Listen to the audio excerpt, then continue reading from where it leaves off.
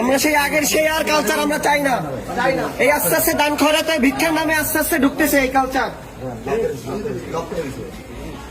আজকে ফিল্টার ঢুকবে আর কয়েকদিন পরে অস্ত্র ঢোকা শুরু করবে। ফিল্টার একসময় অস্ত্র হয়ে যাবে। দেখেন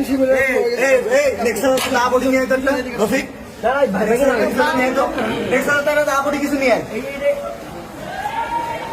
শিবিরই অস্ত্র ঢুকাইছে সবার আগে, সব ভাব চলে আল্লাহ। দাঁড়াও দাঁড়াও দাঁড়াও